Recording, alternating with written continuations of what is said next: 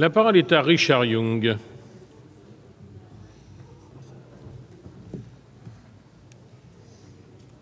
Merci, Monsieur le Président. Je voudrais répondre d'abord à Monsieur Longuet, qui a évoqué le recours au vote bloqué ou au vote unique. Unique, c'est mieux que bloqué quand même, c'est plus présentable. Vous dites que ça a été utilisé 250 fois depuis le début de la Ve République. Bien. Eh bien, sur les 250 fois, elle a été utilisée 20 fois par la gauche, et donc 230 fois par vos majorités. Et d'ailleurs, pour une raison simple, c'est que la gauche a toujours trouvé en face d'elle le Sénat. Et c'était donc normal que nous utilisions cet article de la Constitution. L'argument est donc, à mon avis, particulièrement faible, sinon pernicieux.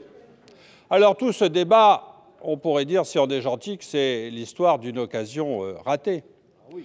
Alors on est là avec nos 200 amendements qui sont passés à la trappe, sur lesquels nous avions quand même beaucoup de choses à dire et qui méritaient débat, me semble-t-il. Ce n'est pas un problème du nombre d'heures. La démocratie ne se mesure pas au nombre d'heures, ou alors on n'a qu'à dire les lois se discutent en une demi-heure, et puis voilà, c'est fini. Non. Et puis,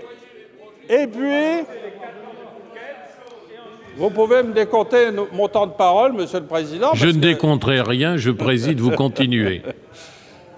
Les 20 amendements qu'on nous demande de... C'est le mélange de la carpe et du lapin. Dans ces amendements, il y en a dans lesquels nous nous retrouvons, il y en a qui ont d'ailleurs été déposés par certains d'entre nous et que nous voterions, et puis il y en a d'autres que nous combatterions. Et là, vous nous mettez dans une position où nous sommes obligés de voter non sur l'ensemble parce qu'il n'y a pas d'autre possibilité. C'est vraiment un déni de démocratie. Et puis, c'est une bonne illustration de cette incapacité française, il faut bien le dire, de préparer des réformes, de les présenter, de les discuter. Une réforme comme celle des retraites, elle implique, moi je l'ai vu en Allemagne, elle implique de mettre autour de la table les employeurs, les employés, les représentants des employeurs, les représentants des employés, le gouvernement, tous ceux qui sont intéressés, et d'y passer, même si ça vous déplaît, le temps qu'il faut. Il faut 1 an, 2 ans, 3 ans pour préparer une réforme de ce genre. Ce n'est pas quelque chose qui se fait au canon en une semaine, parce que le président s'est réveillé un matin en disant « Tiens, aujourd'hui, on va faire la réforme des retraites ». Et puis, une semaine après, on est saisi du texte et on doit se prononcer dans les conditions que vous connaissez. C'est une grande difficulté française et je dois dire qu'elle est singulièrement accrue depuis l'élection de Nicolas Sarkozy. Et d'ailleurs, on voit bien le résultat, c'est que cette réforme, elle est mort-née. Vous avez vu le titre du Monde de ce soir. Alors, vous allez me dire que je choisis mes titres, mais enfin, bon...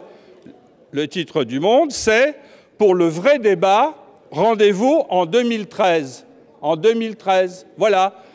Parce que, vous l'avez dit vous-même, je regrette que mon ami M. Leclerc ne soit pas là, vous l'avez dit vous-même, eh bien, l'ensemble des problèmes est loin d'être résolu, le financement n'est pas résolu. Il y aura bien sûr une amélioration par la contraction des 2 années que vous avez imposées. Mais une fois que le gain, que la plus-value générée par cet afflux dû aux cotisations supplémentaires aura été absorbé, eh bien, on sera de nouveau ramené à la situation que l'on connaît.